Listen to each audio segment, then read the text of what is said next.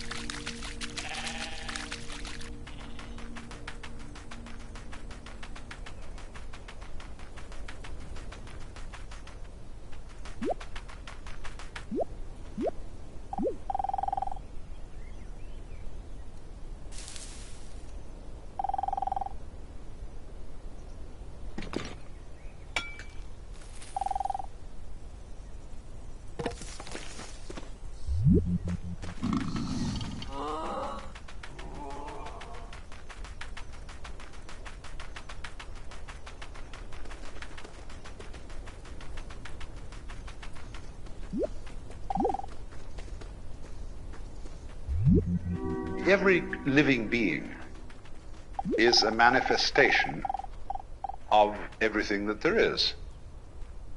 Crazy. But the thing is that what we do is to try and prevent people from realizing that this is so, by pointing out to them in the most subtle ways their limitations. and seeing if we can phase them, make them uncertain, make them unsteady. It's like all sorts of games you can play where if a person wavers, he loses. But people play that with each other all the time. And the reason they do it is not the reason they think. It is that if everybody were perfectly clear that they were a manifestation of the divine being, nothing very much would happen. But so as to keep everybody a little bit unclear about it, the whole thing bugs itself and creates these little doubts. So what we're beginning with is these little doubts, you see, these sensations of blockage, of not being very sure of yourself, but knowing very much indeed that you are yourself and that you're alone and it's all up to you. The terrible feeling of responsibility. So what I'm trying to point out to you is if you intensify that feeling and bring it to its highest pitch, you will immediately realize that you are aware of it only by virtue of the entire sensation of something else, something defined as not you. So the feeling of not you and the feeling of you are relative. They go together, and you can't have the one without the other. And if you can't have the one without the other, that means there's a secret conspiracy between the two. They are really the same, but pretending to be different. Because the whole idea is if there wasn't a difference, you wouldn't know anything was happening. There'd be just yourself echoing back at you, you see. And you'd feel like a madman in a hall of mirrors, where everything you went was just yourself, you see, in all directions, just you. Well, that's no fun.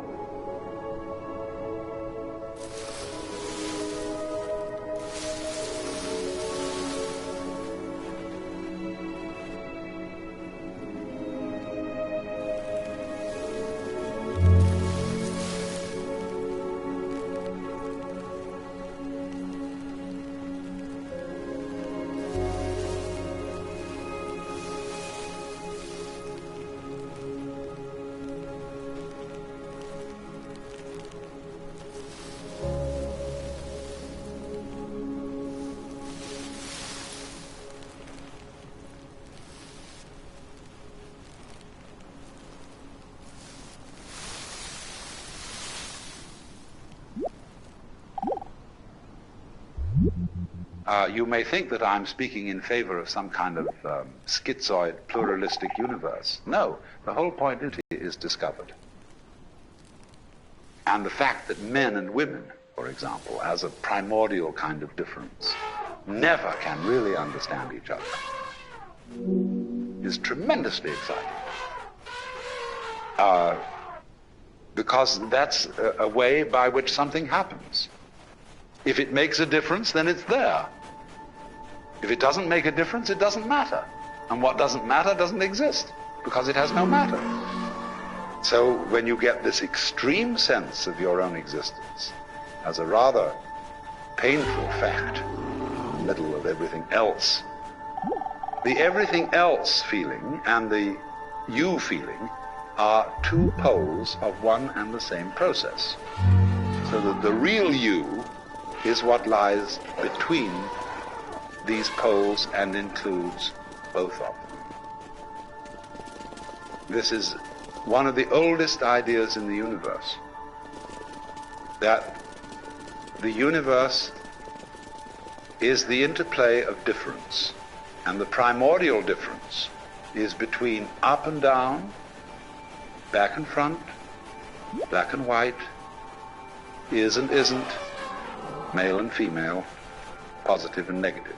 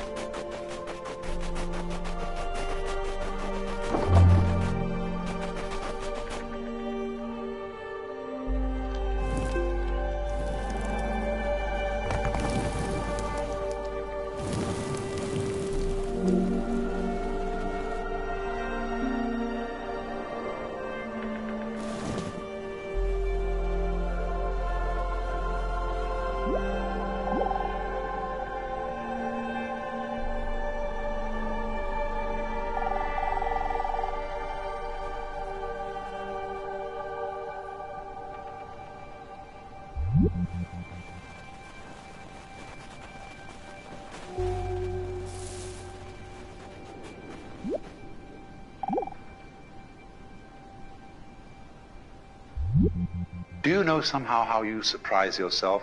For example, when you feel your own pulse, and you suddenly feel this life going on in you, which you're not willing You say you have the belly rumbles, and you didn't intend to have the belly rumbles, and suddenly it happened. Is this something you're doing? Or is it merely something that's happening to you as if it was raining and the rain was happening to you? Consider breathing. Are you breathing, or is it breathing you? Well, you can feel it either way. You can decide to breathe and feel that you're breathing in just the same way that you walk when you want to. On the other hand, when you forget about breathing altogether, it still goes on. And so it seems to be something that happens to you. Which is it? What enables you to make a decision? When you decide, do you first decide to decide?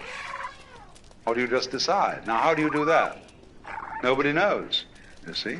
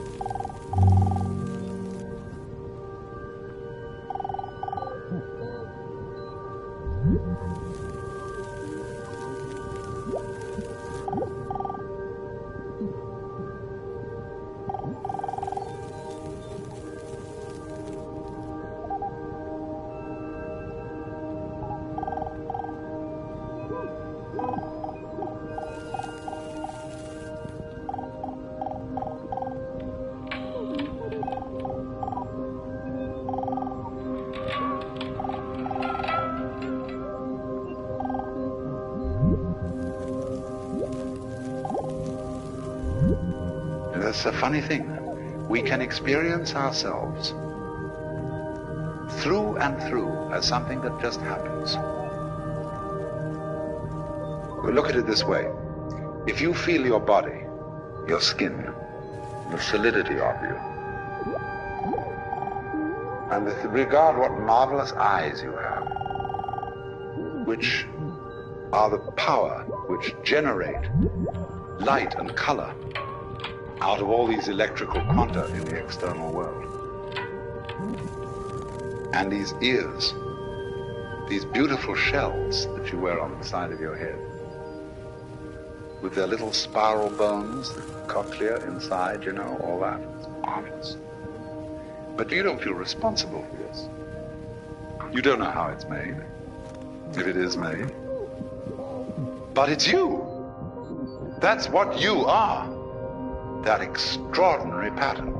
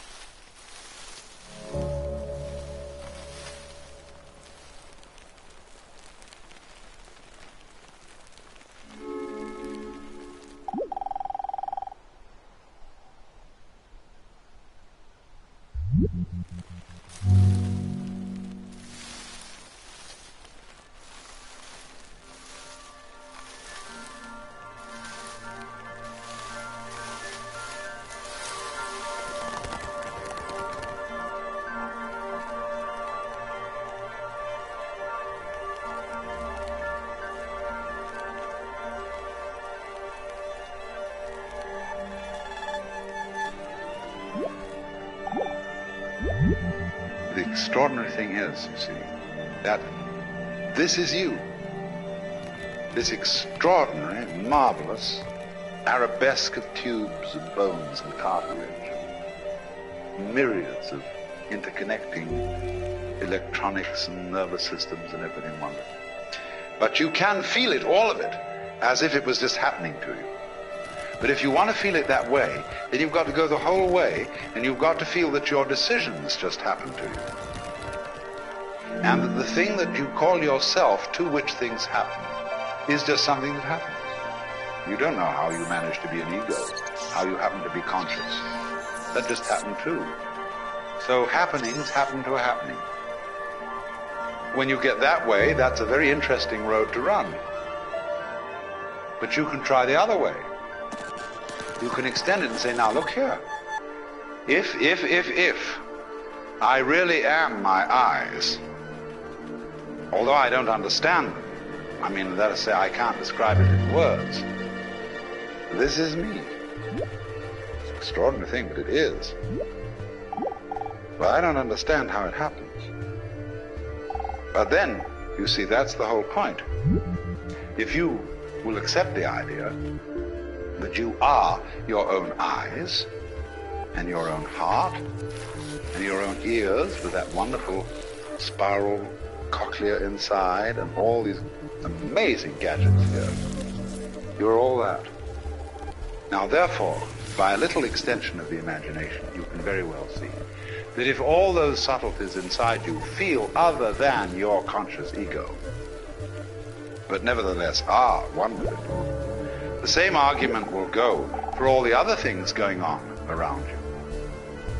The sun shining, the stars twinkling, the wind blowing, and the great ocean restlessly pounding against these cliffs.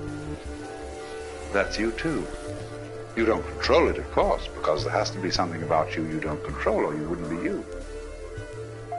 Because to understand the principle of relativity is there's no self without other.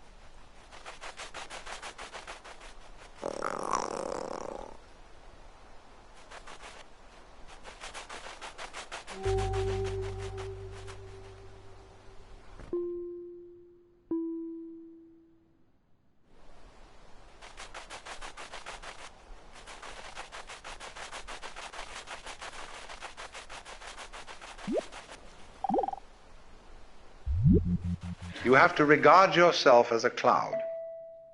Because you see, clouds never make mistakes. Did you ever see a cloud that was misshapen? No, they always do the right thing.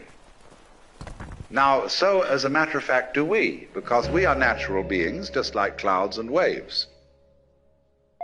Only we have complicated games which cause us to doubt ourselves. But if you will treat yourself for a while as a cloud or wave, and something that seems to be totally disastrous, it'll all come out in the wash somehow or other. Then, through this capacity, you will develop a kind of confidence, and through confidence you will be able to trust your own intuition. Only the thing that you have to be careful about, and many people fall into trouble here, is that when they take the attitude that I can't possibly make a mistake, they overdo it, which shows that they don't really believe it. So a lot of people come on, so you put on the weirdest, filthiest clothes, and you go and steal things, and all kinds of things like that. That's overdoing it. That shows that you haven't learned. You're overcompensating. Because before you were told to do this, do that, and the other, and watch, and be self-conscious and nervous, and so on. And so you just go to the other extreme. But this is the middle way of knowing it has nothing to do with your decision to do this or not. Whether you decide that you can't make a mistake, or whether you don't decide it, it's true anyway. That you are like cloud and water. And through that realization, without overcompensating in the other direction, you will come to the point where you begin to be on good terms with your own being and to be able to trust your own brain.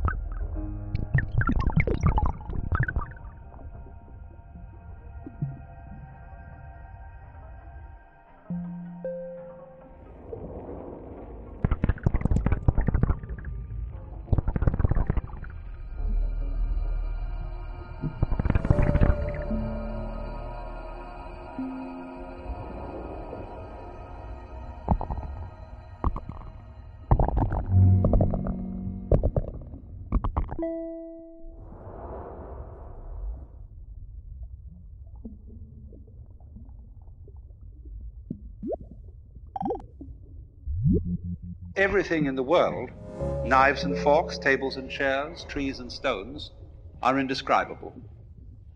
We can't say anything about everything. Because in order to say something about something and state it logically, you have to be able to put it in a class. Now, classes are intellectual boxes. When you play games like animal, vegetable, and mineral, you've got there 3 boxes. And when you come to think of it, you don't know what any 2 of those boxes are really without the third, or especially you don't know any one without another. Because in order to have a box, there must be what's inside the box and what's outside the box. And then by this method of contrast, we can make a logical discussion about things.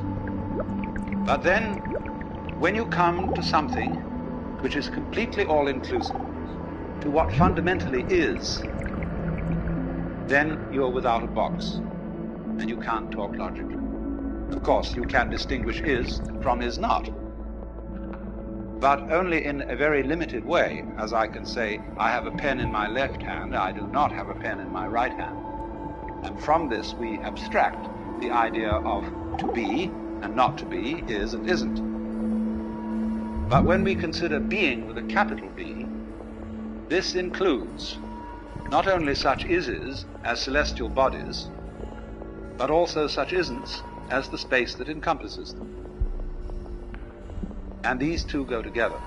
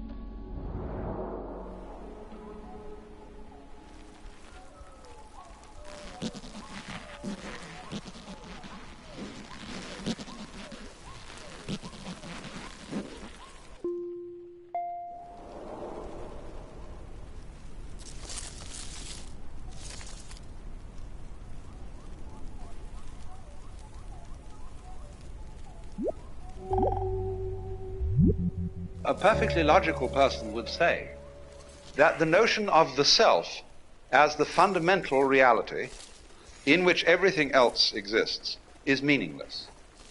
And of course, from a logical point of view, it is. But at the same time, just because something cannot be put into a logical category does not indicate that it isn't real.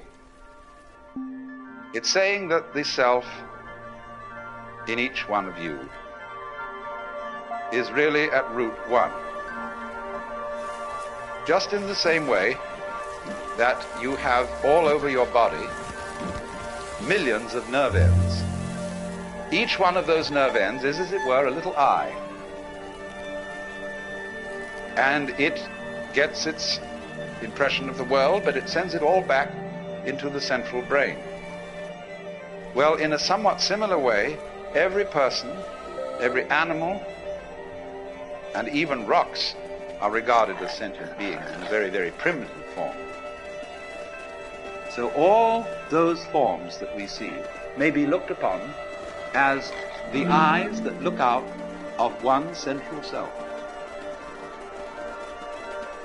Only, of course, in the human body we can see the connections between the nerve ends and the brain.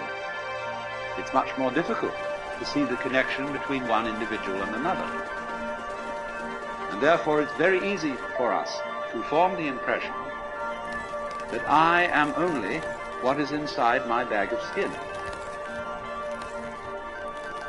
And that my ego, myself, is a different self from yourself. And we're all, therefore, fundamentally disconnected.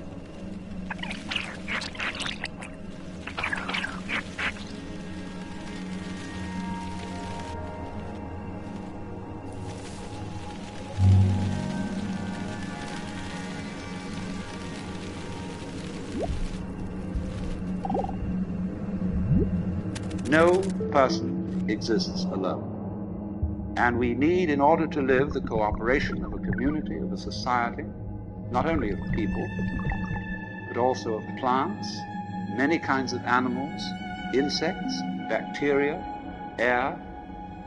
Every kind of thing that is around us is as essential to our being as our heads.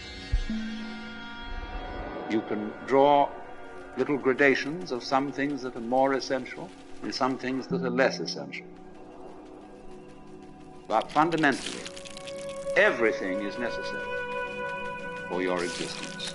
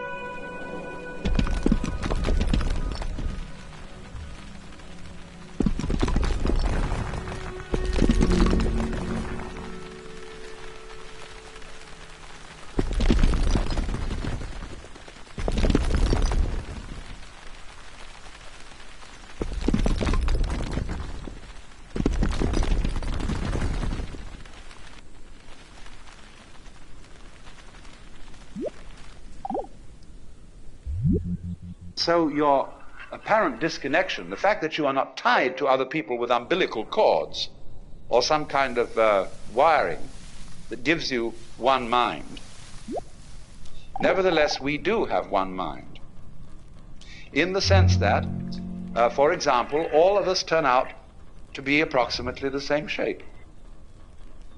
2 eyes, 2 nostrils, a mouth, 2 hands, 2 legs, and so on.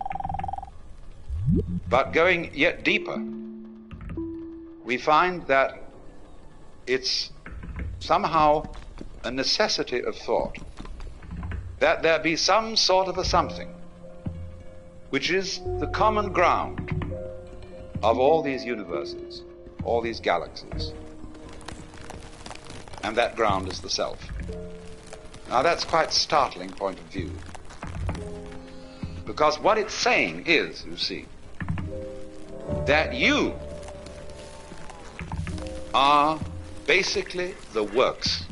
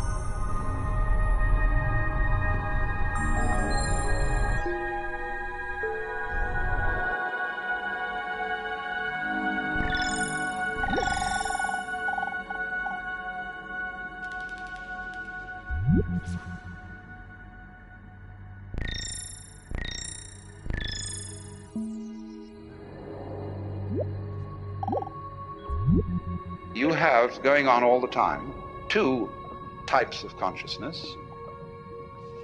Number 1, the things you notice. And you notice things by having words or other symbols to notice a thing for which you don't have a name and which you can't classify by some sort of image or shape. There are peoples, of course, who notice things that we don't notice. Eskimos have 5 different words for snow, because snow is very important to them, and to us it's all just plain snow. There are all kinds of variations in language according to what people notice. So there's noticing consciousness, which we have courtesy of notation.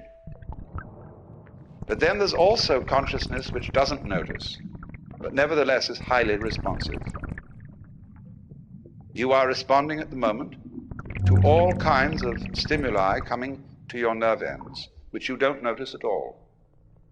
The way you are sitting is a response to unconscious stimuli. The way you adjust yourself and move, the way your heart beats, the way you breathe, the way you see. You don't know how you do that. You're doing it, but you don't know how it's done. So you see, consciousness in the ordinary sense, that is, say, conscious attention, doesn't notice everything. It only notices very little of the world.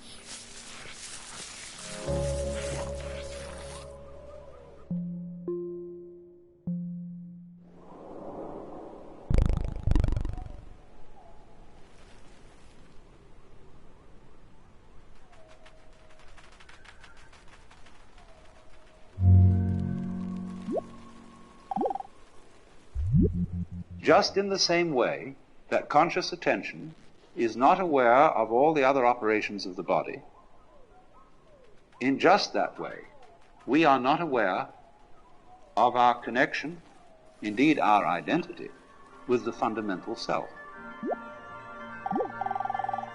We go to sleep at night, and then we wake up, and because the physical brain is still there, we remember everything that happened the day before. But if the physical brain decomposes, then we're what is called dead. And we say, well, that's the end of that. But when the leaves die and fall off the trees, or the fruit drops, next year, more leaves, more fruit.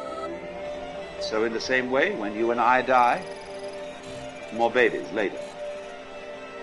If the whole human race dies, you bet your life.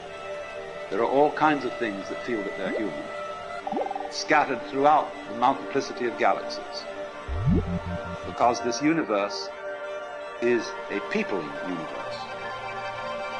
But because we are unconscious of the interface, we are not aware of the self with our conscious attention when conscious attention isn't operating.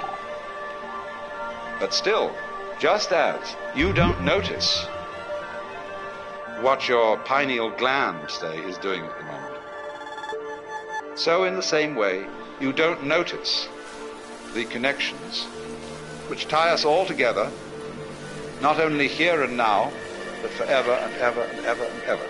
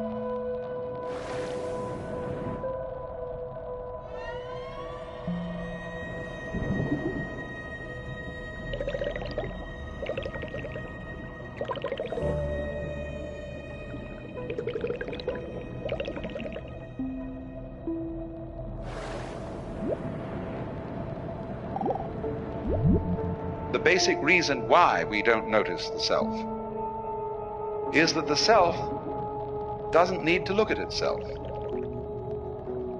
A knife doesn't need to cut itself. Fire doesn't need to burn itself. Water doesn't need to quench itself. And a light doesn't need to shine on itself.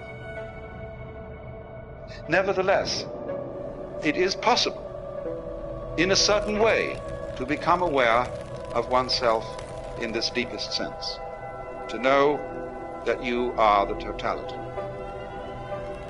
to wake up from the hallucination that you are just poor little me, from that kind of hypnosis, and discover that you are simply something being done by this vast, indescribable self, which is out of time, which has no beginning, no end, neither continues nor discontinues. It's beyond all categorization whatsoever. So when you are trying to know the self, you have to get rid of every idea in your head and see this everyday world just as it looks now, but see as clearly can be that it is all the self.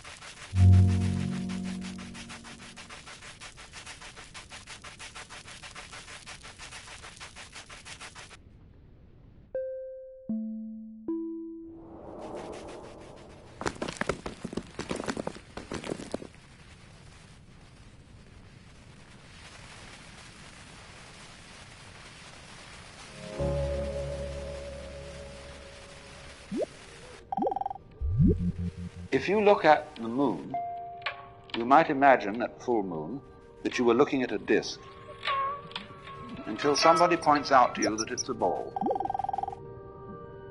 Sunrise is not the same event for a person who thinks that the Earth is the center of the solar system as it is for a person who knows that the sun is the center of the solar system and that the Earth is turning. Now, nothing in the way of a sense impression has changed, but your understanding of it has changed radically. The senses see the same event, but there is a different interpretation. And so, seeing is done much more with the mind than with the eye. We see what we are taught to see. We see in terms of our idea.